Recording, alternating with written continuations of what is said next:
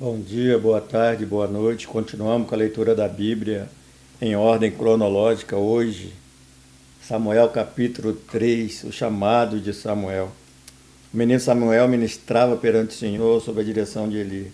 Naqueles dias, raramente o Senhor falava e a visão não era frequente. Certa noite, Eli, cujos olhos estavam ficando tão fracos que já não conseguia mais enxergar, estava deitado em seu lugar de costume. A lâmpada de Deus ainda não havia se apagado, e Samuel estava deitado no santuário do Senhor, onde se encontrava a arca de Deus. Então o Senhor chamou Samuel. Samuel respondeu: Estou aqui. Correu até Eli e disse: Estou aqui. O Senhor me chamou? Eli, porém, disse: Não chamei. Volte e deite-se. Então ele se foi e se deitou. De novo o Senhor chamou: Samuel. E Samuel se levantou e foi até Eli e disse: Estou aqui, o Senhor me chamou. Disse Eli: Meu filho, não chamei. Volte e deite-se. Ora, Samuel ainda não conhecia o Senhor.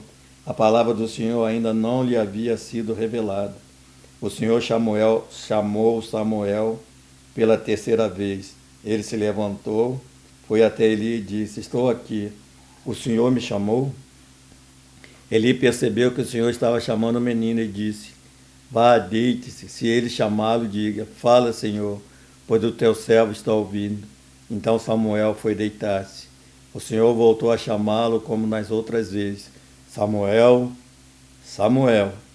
Samuel disse: Fala, pois o teu servo está ouvindo. E o Senhor disse a Samuel: Vou realizar em Israel algo que fará tinir os ouvidos de todos que ficarem sabendo. Nessa ocasião executarei contra ele tudo o que lhe falei contra sua família, do começo ao fim, pois eu lhe disse que julgaria sua família para sempre, por causa do pecado dos seus filhos, dos quais ele tinha consciência. Seus filhos se fizeram desprezíveis, e ele não os puniu. Por isso, jurei à família de Eli: jamais se fará propiciação pela culpa da família de Eli, mediante sacrifício ou oferta. Samuel ficou deitado até de manhã. Então abriu as portas da casa do Senhor. Ele teve medo de contar a visão a Eli, mas este o chamou e disse: Samuel, meu filho. Estou aqui, respondeu Samuel. Eli perguntou: O que o Senhor lhe disse? Não esconda de mim. Deus os castigue e o faça com muita severidade, se você esconder de mim qualquer coisa que ele lhe falou. Então Samuel lhe contou tudo, e nada escondeu.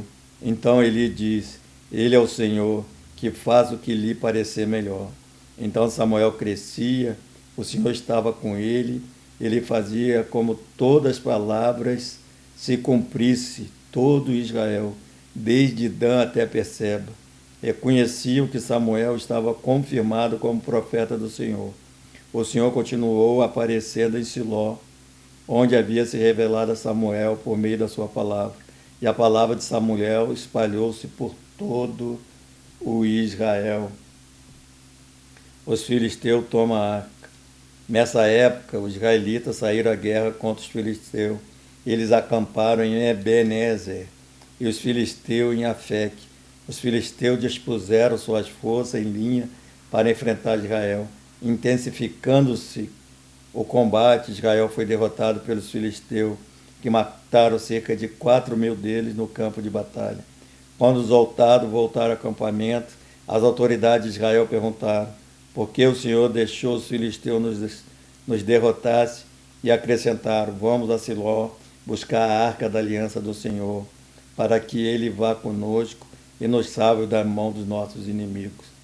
Então mandaram trazer de Siló a arca da aliança do Senhor dos exércitos, que tem o seu trono entre os querubim, e dos filhos de Eli, Ofine e Finéias, acompanharam a arca da aliança de Deus. Quando a arca da aliança do Senhor entrou no acampamento, todos os israelitas gritaram tão alto que o chão estremeceu. Os filisteus, ouvindo os gritos, perguntaram: o que significam todos esses gritos no acampamento dos hebreus? Quando souberam que a arca do Senhor viera para o acampamento, os filisteus ficaram com medo e disseram: deuses chegaram ao acampamento. Ali, ai de nós, Nunca nos aconteceu uma coisa dessa. Ai de nós! Quem nos livrará das mãos desses deuses poderosos? São os deuses que feriram o Egito com toda a espécie de praga no deserto. Sejam fortes, filisteus, sejam homens, ou vocês se tornarão escravos dos hebreus. Assim como eles foram escravos de vocês, sejam homens e lutem. Então os filisteus lutaram e Israel foi derrotado. Cada homem fugiu para sua tenda. O massacre foi muito grande. Israel perdeu 30.000 homens de infantaria. A arca de Deus foi tomada e os 2 filhos de Eli, Ofni e Finéias, morreram. A morte de Eli. Naquele mesmo dia, um benjamita correu da linha de batalha até Siló, com as roupas rasgadas e terra na cabeça. Quando ele chegou, Eli estava sentado em sua cadeira, ao lado da estrada. Estava preocupado, pois em seu coração temia pela arca de Deus. O homem entrou na cidade, contou o que havia acontecido, a cidade começou a gritar. Eli ouviu os gritos e perguntou: o que significa esse tumulto? O homem correu para contar tudo a Eli. Ele tinha 98 anos de idade e seus olhos estavam imóveis. Eli perguntou: o que aconteceu, meu filho? O mensageiro respondeu: Israel fugiu dos filisteus e houve uma grande matança entre os soldados. Também os seus 2 filhos, Ofni e Finéias, estão mortos e a arca de Deus foi tomada. Quando ele mencionou a arca de Deus, Eli caiu da cadeira para trás, ao lado do portão, quebrou o pescoço e morreu, pois era velho e pesado. Ele liderou Israel durante 40 anos. Sua nora, a mulher de Finéias, estava grávida e perto de dar à luz. Quando ouviu a notícia de que a arca de Deus havia sido tomada e que seu sogro e seu marido estavam mortos, entrou em trabalho de parto e deu à luz, mas não resistiu às dores do parto. Enquanto morria, as mulheres que a ajudavam disseram: não se desespere, você teve um menino. Mas ele não respondeu nem deu atenção.